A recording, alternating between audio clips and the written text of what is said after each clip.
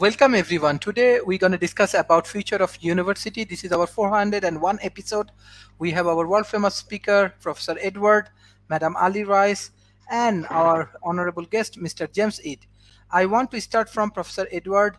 How you want to analyze the future of university? What is your advice, especially when a corporation want to develop university, how they can develop this university, and hmm how they can develop better strategy for university, I want to say. Okay, good. Well, I'll make sort of two generic remarks. The first generic remark is what to not do, and that's basically what to not do that the Americans are doing. Our American university and educate and schooling system is really in collapse and decline. Even though right now in the United States there are about 1.5 million faculty members at our universities and colleges. There's about 3.5 million total employees.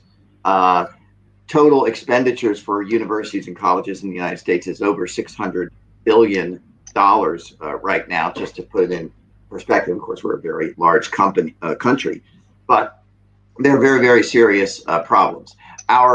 In our universities, our sciences are still quite good. Research centers that are often somewhat independent of the university structure tend to be very, very good, and you still have a lot of good, scientific work and research coming out of those departments and those centers in American universities. And of course, this is very important for two. First of all, for talent, since we're the World Talent Economic Forum, and of course for the technologies that you highlight.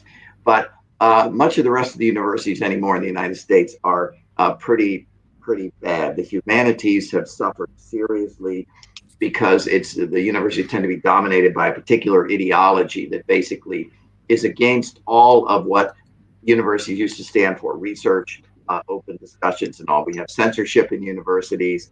If a study with good data comes out and it doesn't fit a certain narrative, the faculty member is hounded, perhaps fired. There was an example at the University of Michigan, for example, where a Chinese American did a study to look at IQ and see how it correlated with job levels. In other words, do people who have lower IQs tend to get poorer jobs? It might seem intuitive to you that that might be the case, and that's what his work seemed to bear out. But it didn't bear out a narrative that most people in lower jobs are there because of discrimination. It says they're there because of intelligence, and so, because even though the data was there, he was basically hounded. He was told, well, you have to take back your study and so forth. In other words, they're really becoming totalitarian, authoritarian systems rather than systems for thought. At least in one study recently found that at least half of the publications in academic journals are never, ever read except by the authors and the referees and the editor. In other words, of the 1.5 million faculty members in the United States who are writing articles so they can get published, most of the stuff is worthless. Literally, no one reads it. That's how bad our universities are. Now, if you want to say, how can we avoid, what can we do for a future university? And the other thing is this: we're spending incredible amounts of money, wasting incredible amounts of money in human talent. So what's the approach for the future? And this is where, if you're in the Asian Pacific area, you really can avoid our mistakes and do good things. First of all, it's important for universities and colleges to be tied in with the economy and with what's happening in the economy. Right now, one of the problems we have in the United States is kids get a degree, they'll pile up lots of debt, they'll get a degree, and the degree is worthless on the market. Where if you have businesses and enterprises partnering more with universities, then they're going to be real focused. Right now, for example, in the United States, more and more of the big companies are saying, we don't need a 4-year degree from you if you want to work for us. We need you just to show that you're competent in the particular technical area. And now there's a whole discussion about how to do that. We can have that discussion later. But the point is, that's what's going to be more important in the future for jobs and for talent, is to look at it that way. Now, and one thing that's very, very important, and perhaps my fellow panelists will agree with me on this, I'm a big believer that technology is a tool, it's an important tool.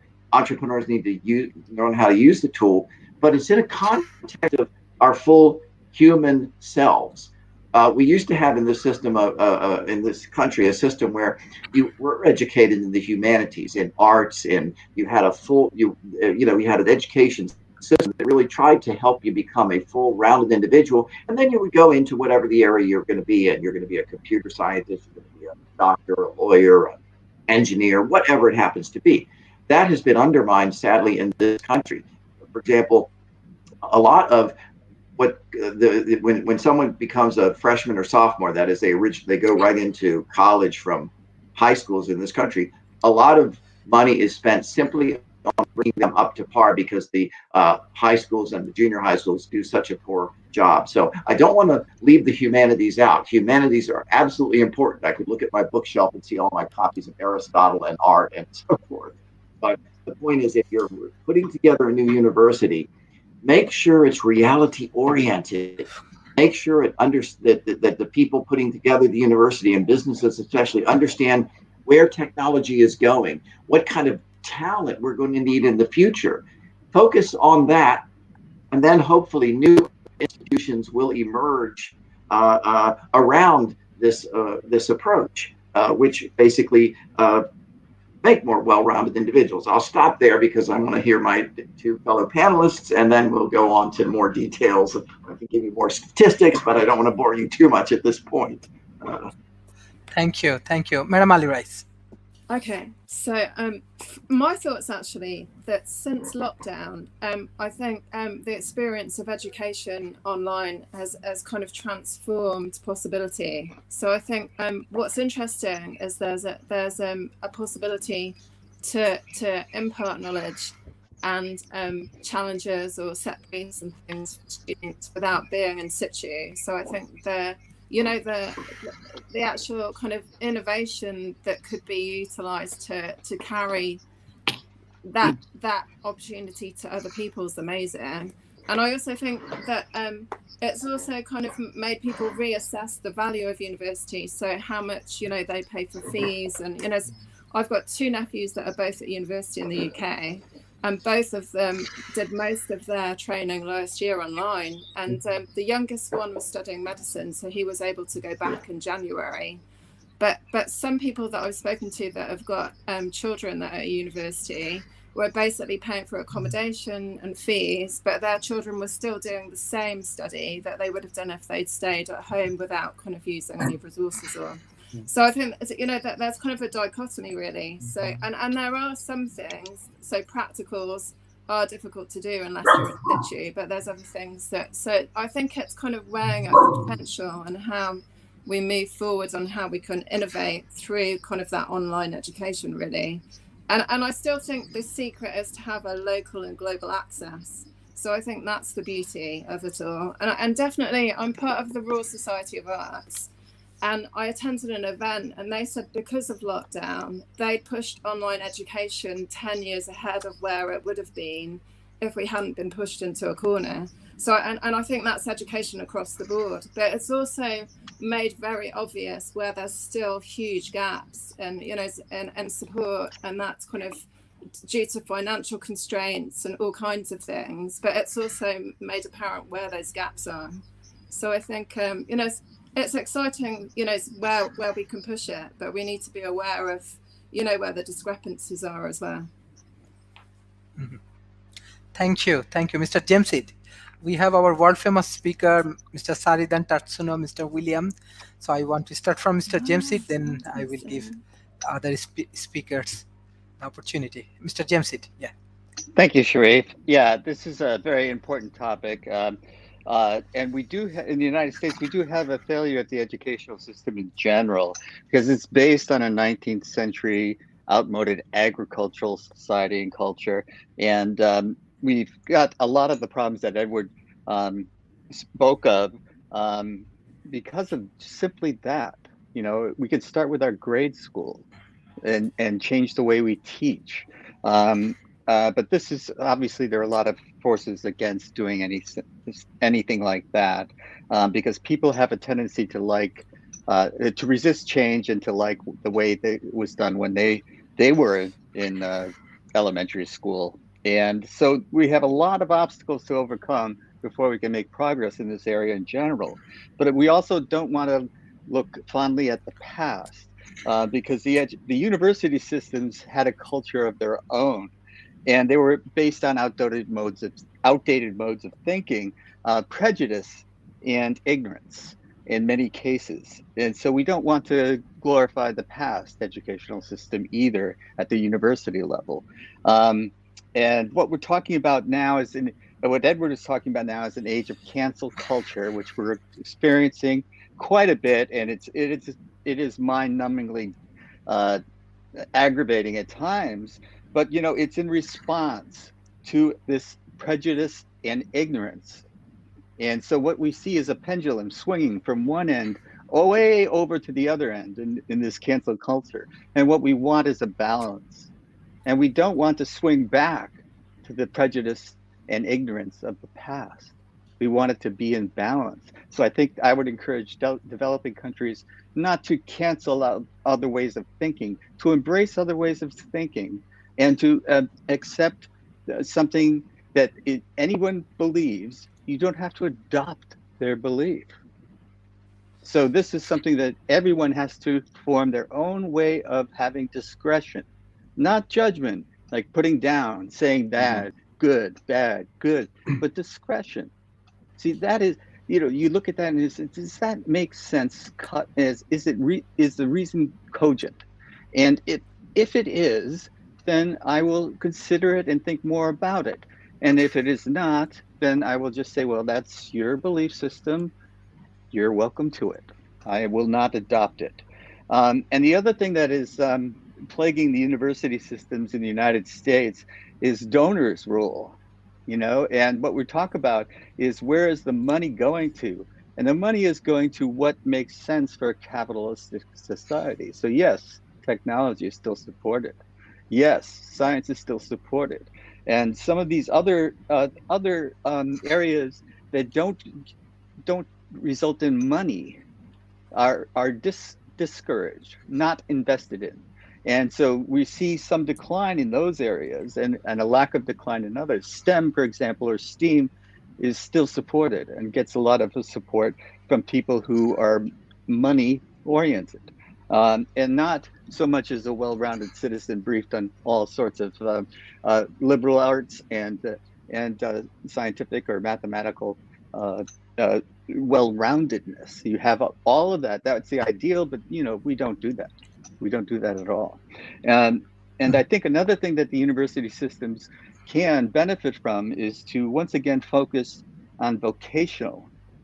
What is something that the average person can do and make a living that provides them a way to live a life of quiet dignity, a roof over your head so you have shelter from the storm, and a way for you to hold your head high and look people in the eye.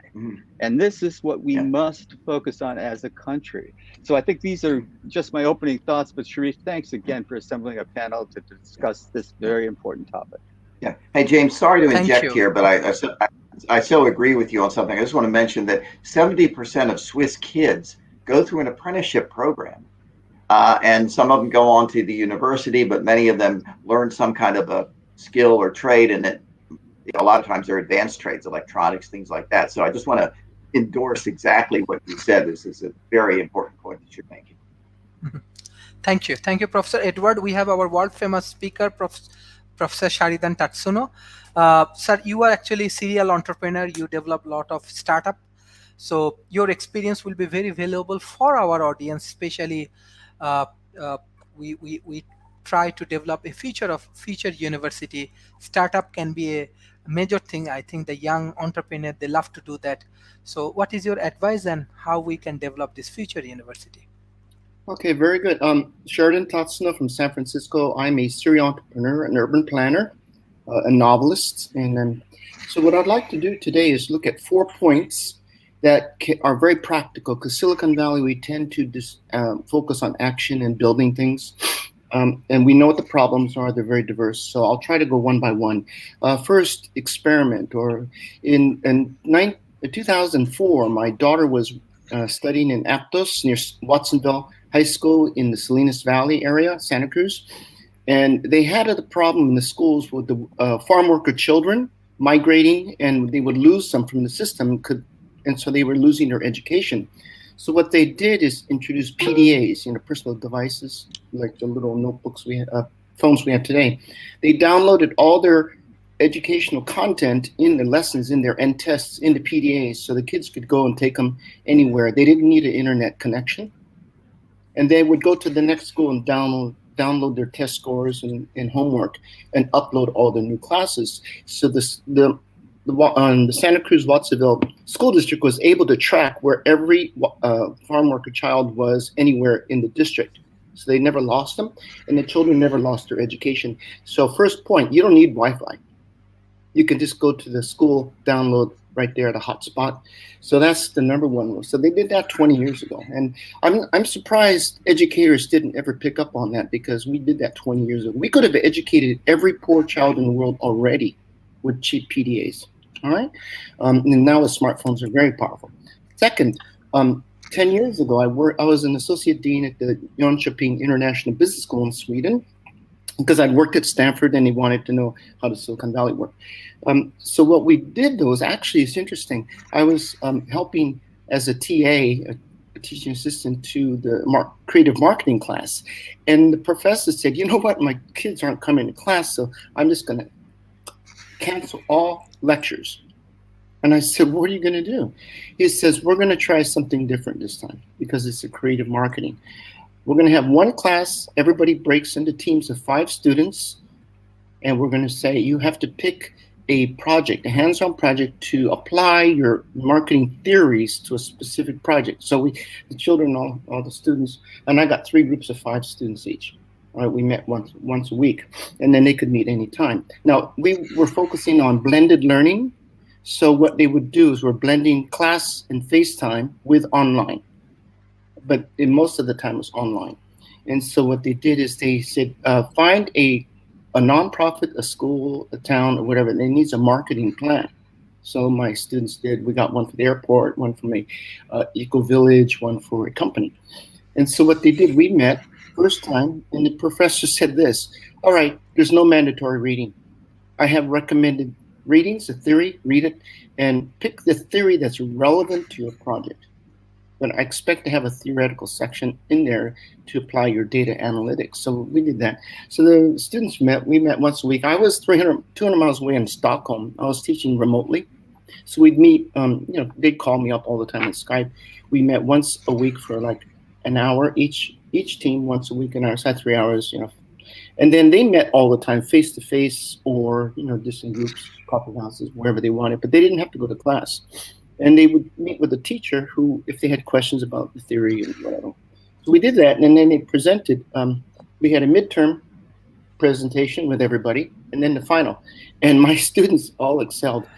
They did brilliantly. They did analytics. For example, the airport had never seen their data analyzed. So we analyzed all their data, and we showed, they said, you people, our operations are totally off, because you don't even know who's going in, when they're going in. And they showed all the data. And it was so popular that they brought us into the board meetings, all 3 board meetings, the business and airport and the nonprofit. And they said, please present your data to the executive board, because we've never seen the analysis before. And so my students aced it. And again, we're doing blended learning. Now, that's the second practical application. You can do that today. We did that 10 years ago. The third is my company in Sweden, 2016, called One Reality. So go to onereality.com. We were actually doing virtual reality when they used $1 million machines, 20 years ago. And what we did is create sustainable cities in virtual reality using the gaming engines. There are 2, Unity and Unreal. We were using the Unreal, which is a high-end professional gaming engine. They're free. And so what we did is we created the Copenhagen Malmo port for the marketing. We did Stockholm's new village city, about eco-village of 50,000 people. We did Lund, the 2070 plan, the future plan, and we showed EVs running around. And we helped a EV company raise $700,000 using EV or for the Angels. And then we did Malmo, and we did the waterfront there. So we did that in virtuality. So you could do that today. I mean, you could have done it 5 years ago. It's all free.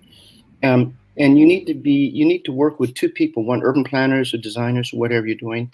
And then secondly, you need to have VR typically gamers, because the gamers know how to build stuff, but they don't know what they're building. So you need both teams.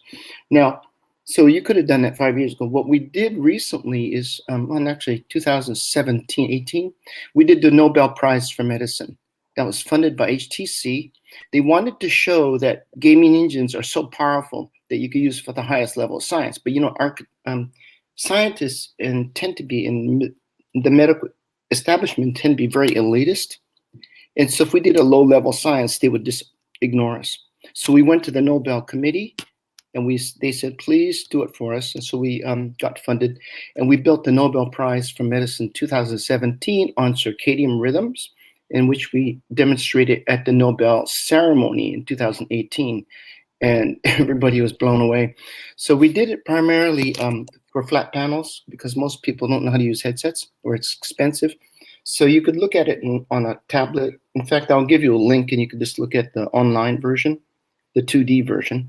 But if you want to immerse yourself in the VR, you can put it in a headset.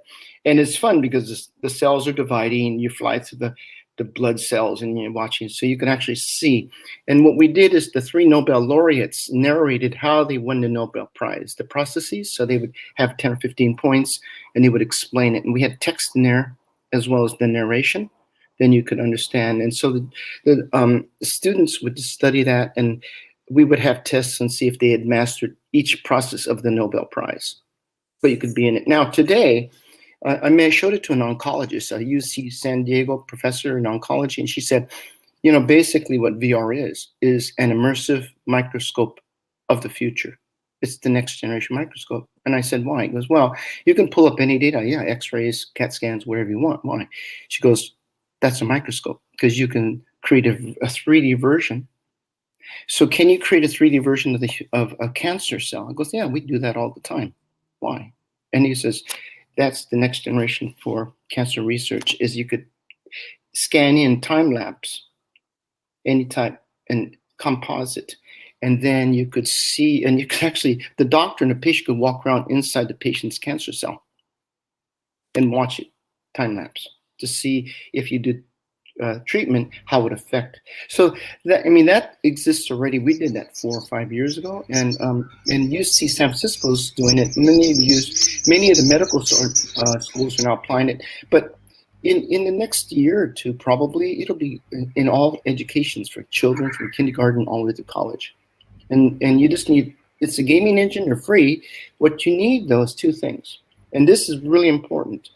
Most people think you need to be a scientist to do anything VR. Wrong. You need 2 things. You need the gamer who knows how to build the thing, because scientists don't typically know how to do VR. And then you need the scientist who explains the scientific principles involved, whether it's chemistry, physics, and if you have that, as we did with the Nobel laureates, then we had the highest level of artistic quality. We had a sculptor creating it, and we had the Nobel laureates narrating. And it's always in teams. You cannot have arts without the science, or science without the arts. And I think this is so important, because I think, Da Vinci showed us a long time ago that the basic medical research, was close to art, because that's how he started. And I think in the future, our best medical researchers and scientists will be artists. And the reason I say that is artists have very, very good eyes. They can see things, and they can detect slight differences and changes in color. And when you're an oncologist, you have to have very acute perception and memory and pattern recognition to be able to detect slight differences in the cancer cells, for example. So I think, those are very practical things that we can do today. The technology's there, it's free. And I think what I see is, I'll be frank, lack of imagination. The educational systems are just totally out of touch. When I talk, in fact, it's not just educators, it's medical schools, city planners. And when I went to UC San Francisco, the medical school, and I also went to the urban planners in Sweden, and I discovered one thing. Anybody under a certain age, over a certain age, didn't get it. They thought it was like gunning down, shooting, and they just threw me off. They thought I was crazy. everybody under a certain age said, yeah, we play games all the time. When are you going to bring it on? And so I asked, and I discovered 5 years ago, the breaking point was about 35 years of age. And now it's 40. But anybody under that age is typically a gamer, and they automatically understand it.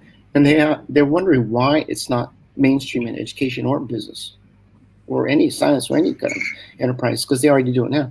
Whereas everybody above it, and they typically are the budget makers and the curriculum developers, don't get it. I get into arguments with these people, and it's like, whatever. It's like trying to argue why you need a PC when everyone's still using typewriters. And I'm arguing these inane points, like, why are you using a... They go, well, it's easier. I don't like your fancy machines. And I had the same argument with my father when he was 70. We're trying to convince him to use a PC, and he never did. He just died using a typewriter. And I'll be frank, most educators would rather die using the last 50-year-old technology.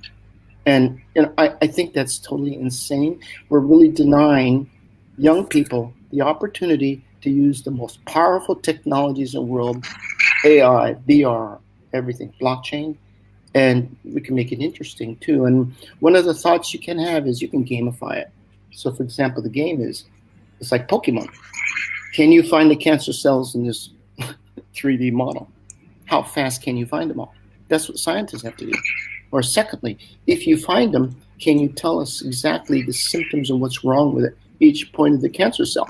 And if you can, you score 100 points. It's not, can you do it? Do you find them all? Because you have to. And secondly, do you get them right 100%? That's the test. So, and these are very practical things that doctors and medical research do all the time. And so when they saw that, that's what she said.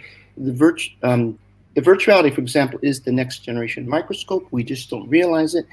For people into space, it's the next generation Hubble telescope.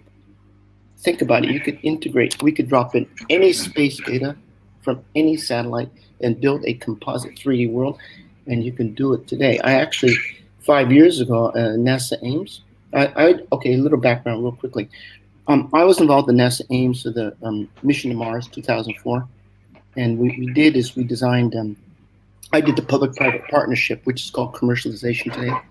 Yeah. For going to the moon. So that's what we did. And we did the Mars virtuality rover with a headset. And you can actually drive around virtual Mars from the NASA satellite. And children could do that today because the data is all paid for by taxes. We have all the machinery, everything. But I don't know why they never use it. So that's what I'm saying. Lots of opportunities for innovation. Again, it should be driven by the educators, though. Because without the content, like with the Nobel laureates, it's just garbage, pure garbage. And I think I think this is a really important discussion today. But thank you very much. Sorry it went so long. Yes. Thank you, Professor Sharidan Tatsuno. Actually, Sheriff, you found the dean of your university. Yes, definitely. When we develop our universities, definitely, like we will bring all of the speakers, and especially Sharidan Tatsuno, because he's also my mentors. When I initial level start this World Talent Economy Forum, few people actually inspire me, support me, guide me behind the scenes, and Sharidan Tatsuno is one of them. He always, some point I'm seeking help from him. He always very helpful. Even many organizations actually helping World Talent Economy Forum, and we have a big vision that we want to create an impact in the Asia Pacific, in the governments, in the academy, in the largest corporations. And according to my commitments, Professor Sharidan Tatsuno, we did it. We already start to convince the government of Malaysia and the government of other developing nations that World Talent Economy Forums can contribute through their knowledge, through their strategy, through the speakers. We can help the developing nations. And yesterday we finished one of the very interesting open dialogue. I believe already is very popular in Asia Pacific. Many of the corporations from around the world and academy and NGO, they join in World Talent Economy Forum. Even the Honorable Minister also join in these discussions. And I believe and very good news is that not only this Malaysia, at least 10 different countries government and the prime minister office and the corporations, they make agreement with World Talent Economy Forum, and hopefully, definitely, it's not an individual achievement; it's a group achievement. I always believe that World Talent Economy Forum. It's a people's organizations. So if you people support us, definitely we can solve millions of people problem. Millions of people actually waiting for our initiative, and we are growing. We need more technology. We need more scientific collaborations. We need to train the youth communities. And Asia Pacific, 60% people actually youth, and there is a 40% of the population from around the world, they live in Asia Pacific.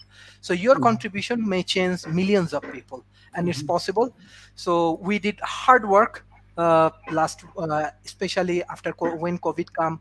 We try to negotiate with all of the level. Now we start with Malaysian Prime Minister Office Climate Change Departments, and 10 different countries like Bangladesh, India, Pakistan, Indonesia, Vietnam, Taiwan's different country, even Australia, some point in New Zealand we are working. So hopefully all of your content, all of your contribution will be life changing. But definitely we need to develop a economically sustainable the system. So we are trying to develop a better policy. So our honorable speaker, if you want to contribute in our core team, I'm happy to do that. So we have two more speakers, Madam Dulcie and Mr. Wilson. I want to start from Madam Dulcie because you are also a great inspiration for us. Hi there. Hi, Sheridan. Good to see you. Yeah, it's always great to see you, Sheridan. So this is an interesting topic and one very close to my heart, being a mother of teenage boys getting into university now. And I'm also avid hackathon participant. I go to several hackathons over the years. Yeah, I love them. And I just did one this weekend for MIT for their Reality Fest.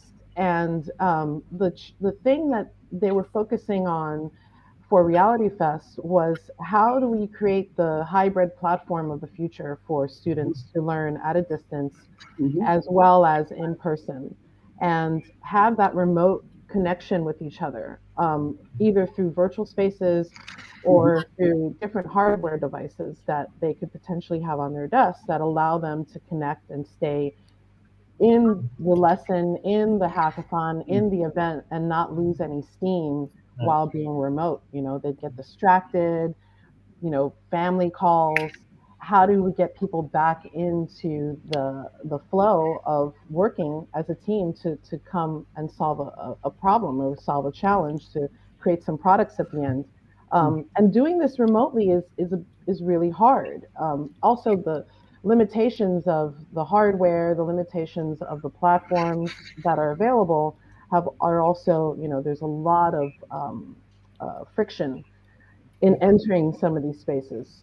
So solving those problems, that was like their main focus this weekend, to solving that. And it always comes back to creating your own custom tool sets, right? Creating these tool sets that are very distinctive for what you're trying to do. And it came back to actually building a web page, building a basic web page with community features that have notifications through SMS that bring people into the space. And that was one of the main winning pieces. Another piece of hardware that was being used was the Raspberry Pi for different types of instant engagements, right? So one of the students came up with the idea of connecting into one of these virtual rooms that everybody gathers, right? So we had on a web page a bunch of virtual rooms, and everybody gathered into these virtual rooms and had their microphones and cameras on. But they would step away and be on mute or be hidden from the camera, and you wouldn't know when they came back to their desk, right? But the Raspberry Pi, one of the students developed the Raspberry Pi where it was connected into the room, and as soon as voices came on, this graph would start to play on the Raspberry Pi. It had an array of LEDs. It was called the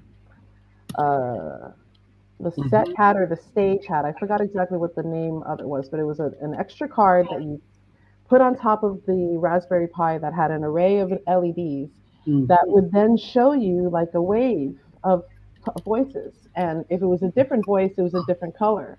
So Okay. people would get assigned these different colors, right? And you wouldn't know what the voice was saying. You couldn't hear what the voice was saying, but you could see that a voice was talking, and you would know that that color was assigned to a different person. So Scott had red, Mhm. Shane had green, and when they were talking, you would see the color. So if you looked at a distance, from your desk and you saw the graph happening on the Arduino or the Raspberry Pi, you would know, oh, Scott's talking. Oh, maybe I need to go back into the room and see what's going on, right? So like there was this visual indicator in the space that triggered people to go, oh, okay, I need to go back to the lesson. So like Um, solving things like that during a hybrid configuration of learning was what we were trying to challenge, or the challenge was at MIT. And it's very important for me because I spent the last year homeschooling two high school students. mm, And it was very hard getting one of my children to really pay attention or to even engage. And I came to the understanding that some children really do need to be face to face mhm, in the social setting with students. And mm, other students thrive. They're like they love it. They love the virtual configuration. They love learning at a distance. So I had both of those types of students in my home. I had my one son who loved being on the Zoom calls, who enjoyed going into Discord and hanging out with his friends and talking about the school plan. mhm, He loved going into VR and mm, creating little rooms in rec room for his friends to go and hang out in.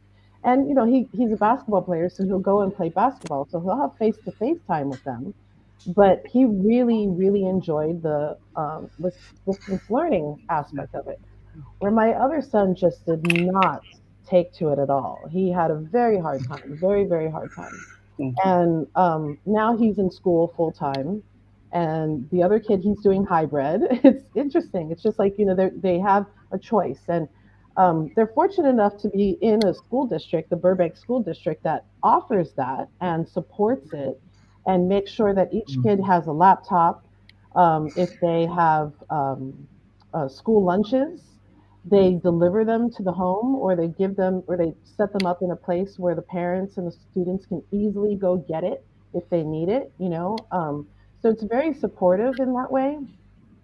I just I'm very leery about big companies getting involved in the third world countries when it's not necessarily like a unified school district. It's, unified school district, you have parents and teachers and the council, the locals and the council all getting together, and they're all deciding what's best for the whole entire school district. Where Facebook is going into Africa and setting up universities, but Facebook is this like monolithic mhm, mm, company with their own ideas and their own agendas and what they want to push. mhm, So I like the approach that maybe like UNICEF might be doing with their way that they deal with students in schools around the world, and how they supply hardware, and they go into different regions and they set up like community schooling configurations where they bring everybody involved and they try to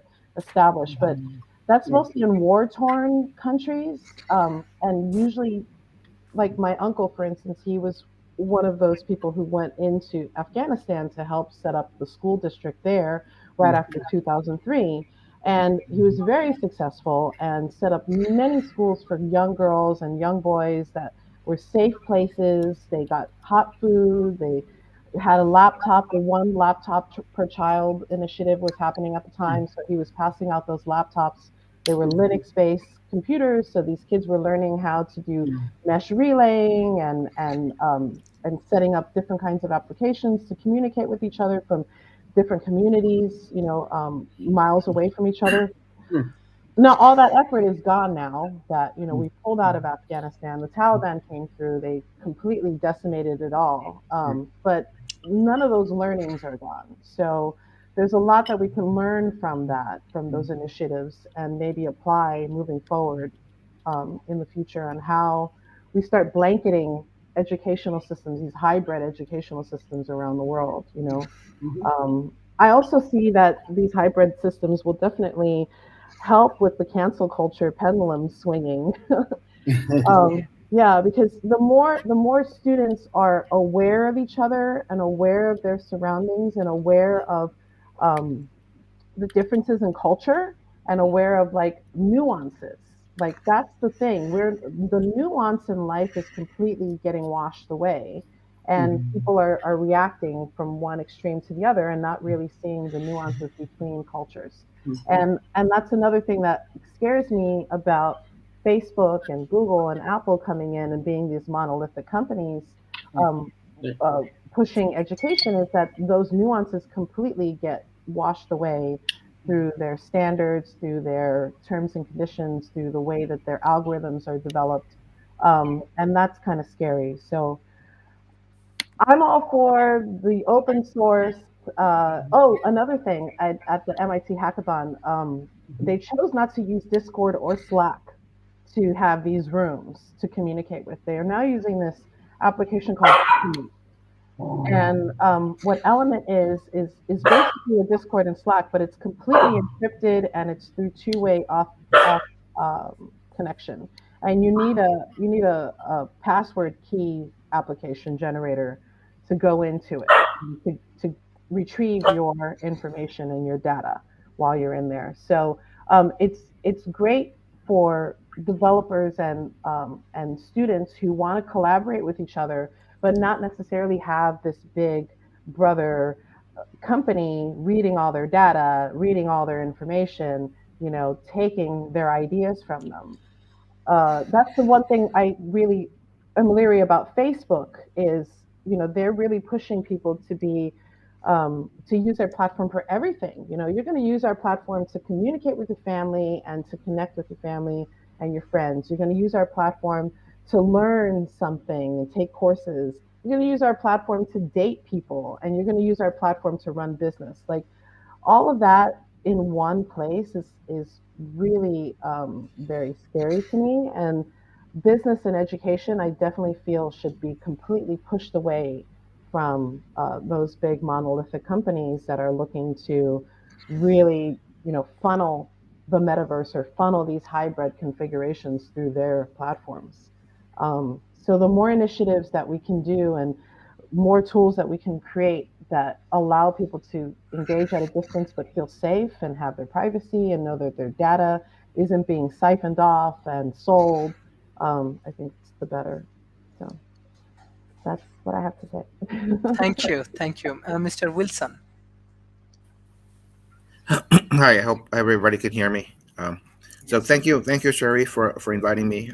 This is kind of a like to provide my perspective, but I'm going to give you people a warning that I am not a professional in this field, that, and my perspective is limited from being an entrepreneur in the area of climate change, and so it's going to be limited perspective, but. Nevertheless, I do get input. We have conducted intern programs at our company with interns for various universities. We've had interns from UC San Diego and Variety Dartmouth and Cornell and lots of other universities. And so I just kind of give my perspective on kind of the internship program that we conduct. And basically, the our approach is that we want to educate people in regards to climate change, and that's something that we think it shouldn't be kind of just brought up at the university level. It should basically start at the earliest level, so that when and it be reintroduced, a subject that could be reintroduced from the very beginning, even in primary school. To the middle school and high school level, and also university. So it's the same topic, but viewed from different perspectives. All right. So the whole idea there is that you want to bring the whole people's interests and bring things from different academic uh, areas. So, for example, the area of climate change has kind of concerns in regards to the oceans, right? In regards to the atmosphere, and it varies other. It includes biology, and it includes earth sciences and soil and all of that. And there are things to be done in terms of experiments that can be done in each of in those areas as you move in from the different. So the whole idea is basically you want to have a topic that is relevant to people. And that's kind of something that's missing, I think, in across the whole variety of the educational spectrum, starting from primary school all the way down to all the way up to the university level. The other thing that I want to mention is that yeah, I have a 14-year-old in high school now, and then yeah, I mean, I talk to him every day when I take him to school and ask him basically how high school going, and he just basically says the school is boring. So, and I'm trying to say why. It's just there's no relevancy. It's just it's no in his life to what basically he does, which a lot of part of what he does every day is just play video games, right? And so I second Sheridan's kind of and what Dulce mentioned is that yeah, let's introduce video games into this so that to bring the educational experience into the gaming world, and that's sorely needed. The Why not introduce augmented reality and virtual reality and make that in kind of something where they actually do some significant amount of learning in all spheres, uh, and then even do the basic math. So looking back, I mean, in terms of my own education, what worked better is basically the one-on-one interactions.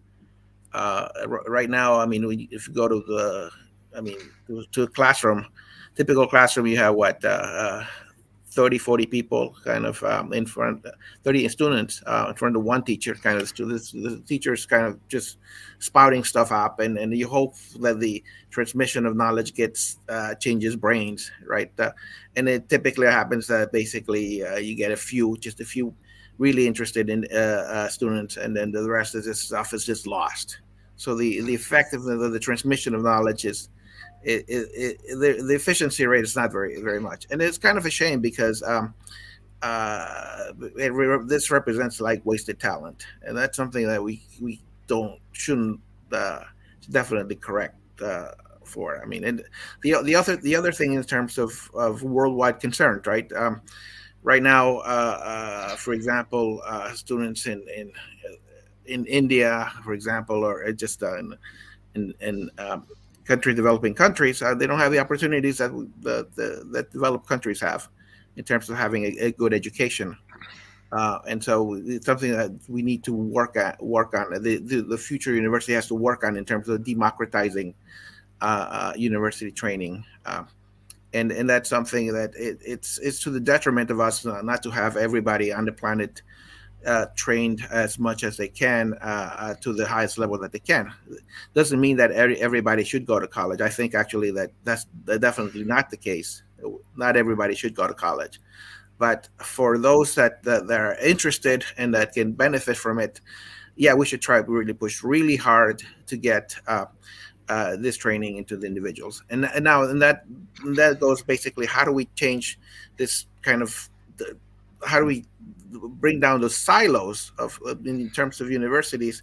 I mean, right now you have the like say Stanford University, and then you have the other Columbia University, but why not bring the ideas of, okay, just bring that the best teachers around the world, and then connect them with the most interested students. So there's bring down this silo of locality, so to speak, and that which we can take advantage of in the present age, with using the internet. So that has to be reconfigured going into the future, and I think you're seeing some of that now, but it just needs to be further expanded so that we can take advantage of the brain power that's basically unused brain power that's out there in the world. I mean, you look at the story of I think it's the last example is Ramanujan, a world class mathematician who came out of India, right? He was He was very kind of luck that he was able to get his skills and develop and meet somebody in the UK who was able to nourish all of that skill and kind of get all of those theorems out of his head and then put him out into the world. So in a way, I mean, if we could just do that for replicate that thousandfold now in the internet age, I think that would be great. So that's all I have to say. Thank you very much.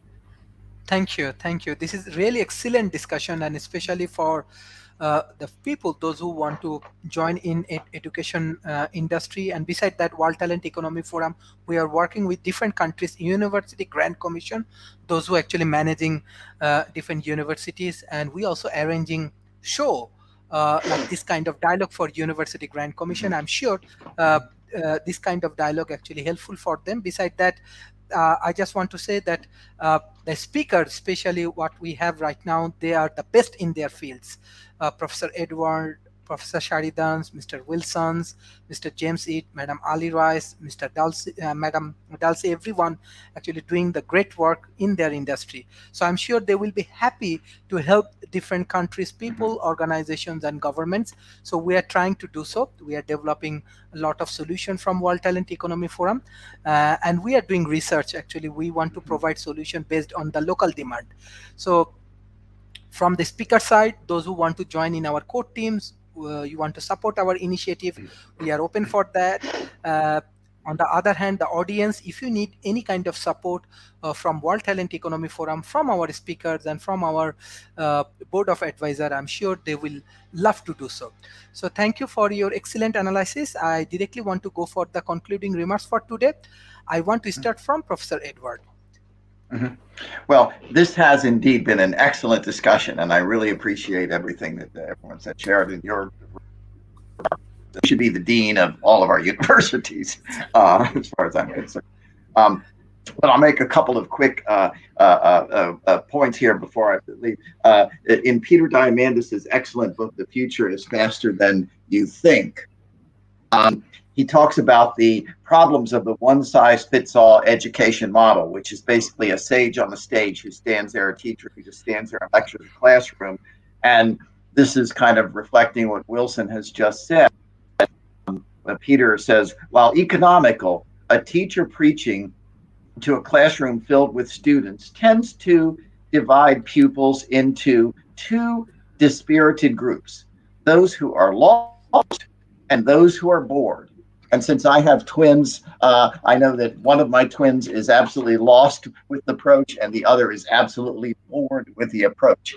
What this points out is the importance of having the dynamism that we see in the tech sector in the education sector. In other words, entrepreneurs trying out different approaches, apprenticeships approaches, the kind of Sheridan is talking about, having an open system where we compete. I don't claim to have the kind of knowledge of what is best. And as I say, because I don't believe one size fits all education is any better than one size fits all medicine, one size fits all clothing, or one size fits all anything. So I think the lesson that we have from this discussion is the importance of keeping an open system, of trying different approaches. Different approaches are going to work in parts of Malaysia or Bangladesh than work perhaps in the United States, and keeping an open system. Wilson, you talked about climate issues, and I think that there's unfortunately a lot of censorship even going on about that, trying to look at all the data, not just on one side, on the other side. So let's keep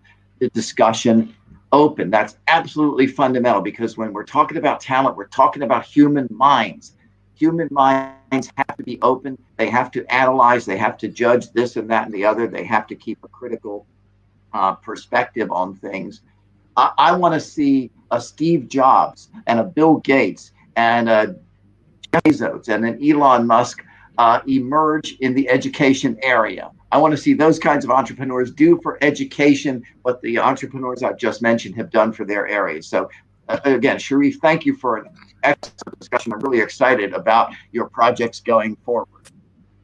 Thank you. Thank you, Professor Edward. Madam Ali Rice. Okay, I found it really exciting too. And I've known Sheridan for quite a few years as well, so it's good to see you virtually.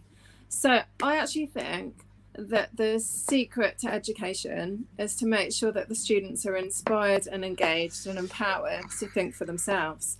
And that's what I've always done throughout my projects. And it doesn't matter whether you're working with pupils that are in reception to, university students or master students. So I think, and one of the things that helps that is to lead a creative process so that the student you're working with can give it their potential, and it basically relies on action research and finding information, but not spoon feeding. So they think for themselves, they work individually and as part of a group, and that they've got context for why they're doing what they're doing, and also ideally that they're fulfilling a brief so that what they're doing has purpose.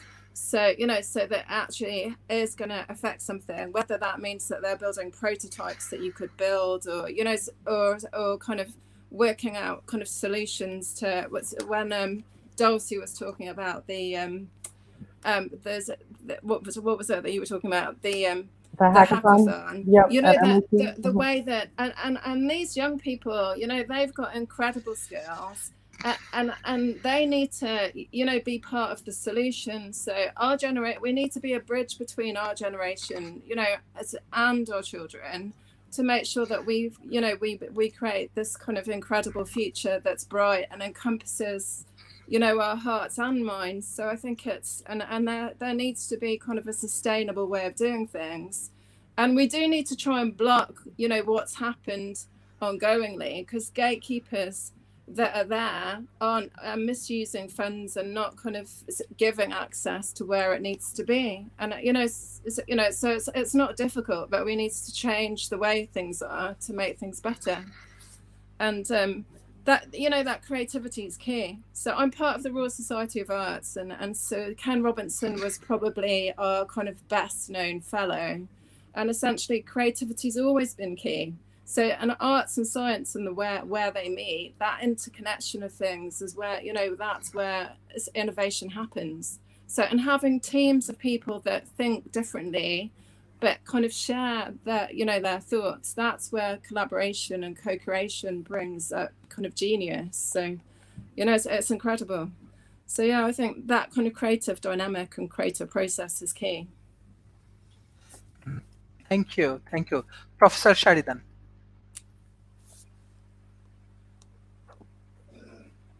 Unmute there. Okay, very good. I agree with it. What everybody just said is, it's really hard to add on. But let's see.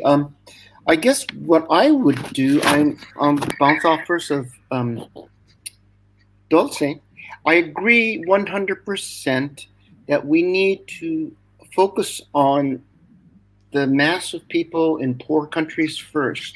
I would reverse the whole educational process. Right now, it's top-down, hierarchical, driven by big governments, and many of them are corrupt, and corporations that are just trying to commercialize. And I think that's the wrong approach. I think it should be, instead of top down, bottom up. Now, and I'll follow on. I like the idea also that Ed mentioned, kind of an open innovation platform, because Silicon Valley, we prefer open. That's called the internet, as opposed to walled gardens.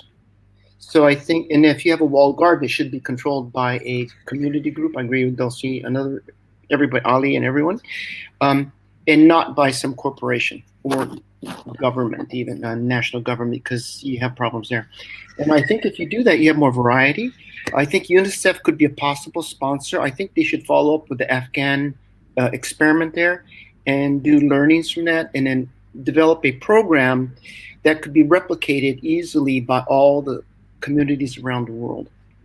And you could do that very quickly online. You just do one, and then you invite people in, and then they show their models. So I think that on the cloud, you could replicate everything. The key is going to be Wi-Fi hubs or access, so they can get to it. So you can just develop at the school, different schools, hotspots, and then gradually incorporate them over time using these cheap boxes. I do like the idea of hackathons, because young people in particular need to meet face to face. They can't just do it online. It's too alienating and lonely. And the other thing too is that Carnegie Mellon showed a long time ago that 85-90% of our success in life are due to our EQ skills, our social skills. And yet we spend all our time on IQ, or math and science, we wonder why our children are dysfunctional. We're spending too much time on the wrong things. And so nowadays, the easier, I think, in Japan, for example, they spent the first couple of years just training social skills, how to work together as teams, collaboration. In fact, the ISS model is probably the best in the world for international global collaboration. I think we need to model that, but at a K through 12 level first. And then I would also flip it this way. I think the children should teach the elders. And what I mean by that is they're not brainwashed yet. And young children are taught racism, they're taught sexism from older people and their classmates. But when they're very, very young, they don't understand that we're different. Okay? It is their friends. So I think we should do, in terms of EQ skills, go upwards, reverse. And then also the kids tend to be better on technology anyway. I mean, anything, whatever. And they could build it much faster than older people, I'll be frank. So I think we just reverse everything. And I think if the UN and other international agencies and groups do that and enable communities to develop, I think it will happen very quickly. And, I met a professor from Stockholm University 10 years ago, and they were doing the mobile society. He said, I could train 10,000 students. And I said, how do you do that? And he goes, oh, simple. He puts out a problem. He doesn't so he puts out a problem and says, okay, you could work together in teams, whatever you want, but they always form teams because young people like to work together in teams. And you have to figure it out. He said, they always figured out the problem. And they taught other people who didn't, other groups. So they had competitions among the groups to figure out who could solve the problem faster. So he said, I almost never had to teach them. They already figured it out. And so I think that's that's a very wise approach that children learn really fast if you give them the tools and the guidelines. So I think I just follow up on Ali and everybody's comments, but that's what I would do. I'd just reverse the whole process. Excellent. Mr. Wilson. Yeah, thanks again. Just a brief note. I mean, I think we just need to kind of always revisit this question of what is the best way of learning something or transmitting information, and then that should be constantly updated. We should be looking for the best ways of doing that, and then using the latest technology and the latest findings to do that. So, I mean, and this can involve stuff looking back at what has worked in the past. I mean, I kind of, my favorite example is if we look at Alexander being taught by Aristotle, right? So you have two world famous figures meeting together. So what if we can just replicate that and just find the best teachers in the world teaching the most interested students in the world? And let's see how that can be done. Thank you. Thank you. Mr. Jamsid. Thank you, Sharif. I'm honored to be part of this panel discussing this very important topic. I think developing countries, from my experience, we use the term in the United States of ivory tower. This is one thing to be aware of. Ivory tower is people that form theories without supporting data, and they have no real world practical experience. So we must beware of falling into that trap. And also, we talked about, I loved what Sheridan was saying, we need balance. And there's the 3 C's I call competition, cooperation, and collaboration. And we are out of balance in the United States stressing competition. All 3 are important, and we need to stress cooperation and collaboration, which, this putting people into teams to solve problems, these types of solutions that other people have been talking about on this panel. This is ideal way to build the skill set, the EQ needed to be in the real world functioning that way, instead of the dog eat dog kind of competitive way that we right now reinforce. And I also wanted to add that there's so many audio as well as YouTube and virtual ways of learning. But I use this app called Audible.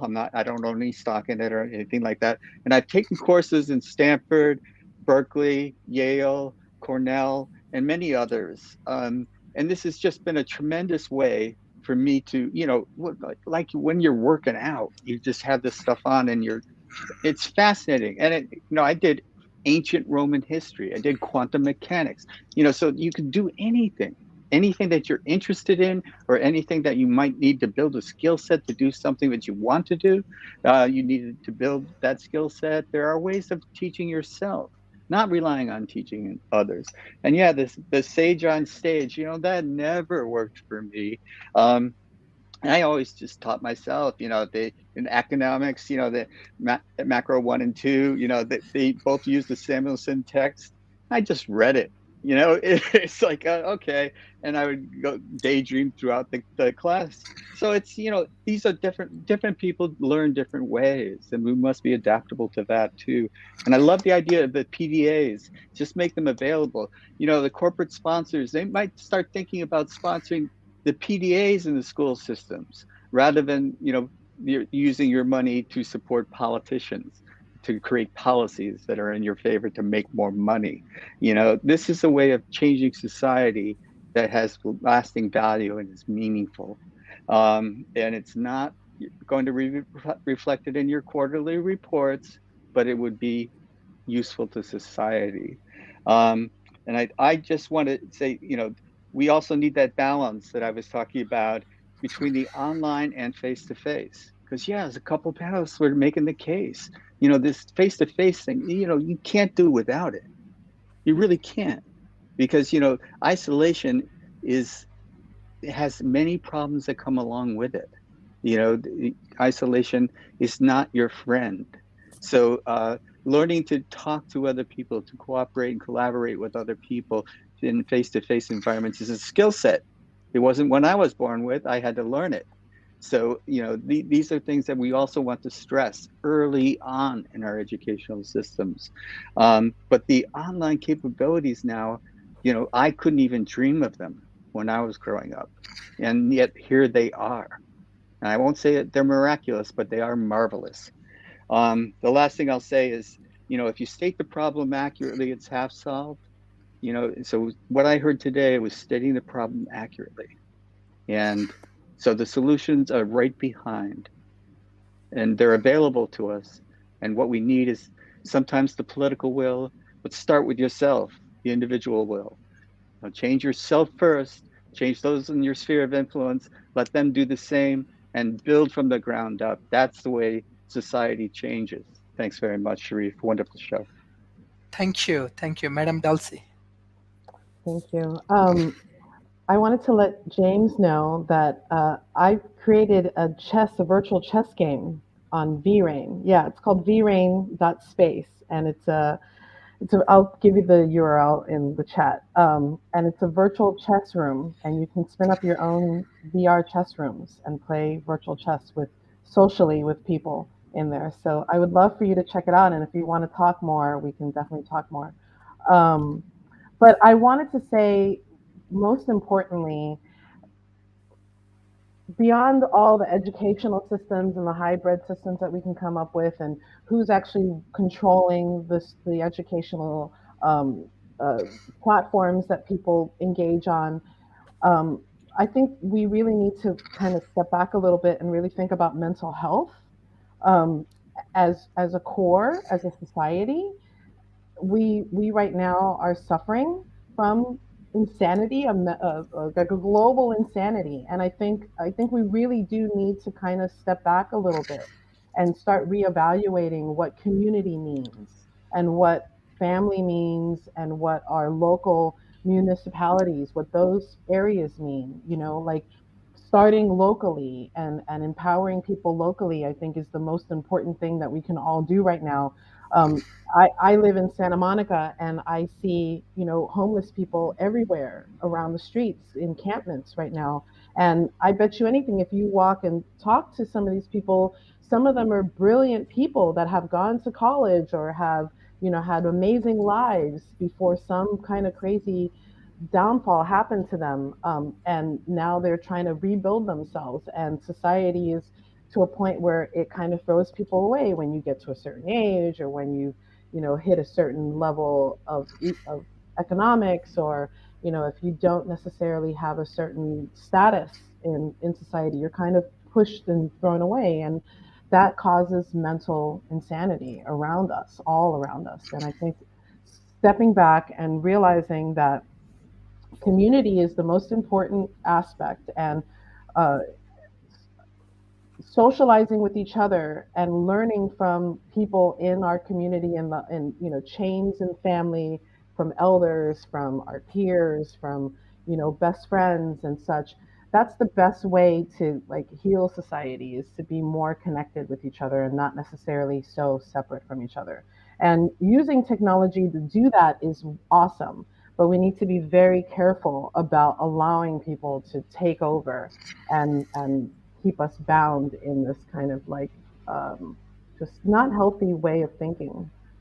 We definitely need to step away from that algorithms that push us to react certain ways have to be completely put under scrutiny, honestly. And we really do need to set up some sort of board that reviews these things, this moral collective, right? But it's got to be um, uh, the entire world has got to contribute in that. We all have to have input, and it can't just be some kind of council that's deeming it as such. We all have to really think about what we're doing here and what we're building and how it affects us on a human level, more so than how we're learning. And because if we can tap into our humanity, we can learn a lot better. And I know this for a fact because I never went to um, college past getting my bachelor's degree, and I went to a local community based college in Miami, but I spent the last 30 years of my life teaching myself.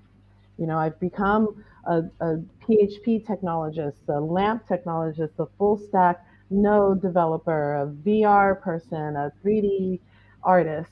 I'm dabbling in hardware development, and it's because I just have a fervor for learning, and I understand that the more you learn and the more you teach yourself and the more you gain education wise, the better you are for society, the better you are for yourself, the more you can teach others, you can give gifts to others, so it's the mental health and having community, I think, is the core that we really need to focus on and do that globally. So that's my 2 cents. Thanks.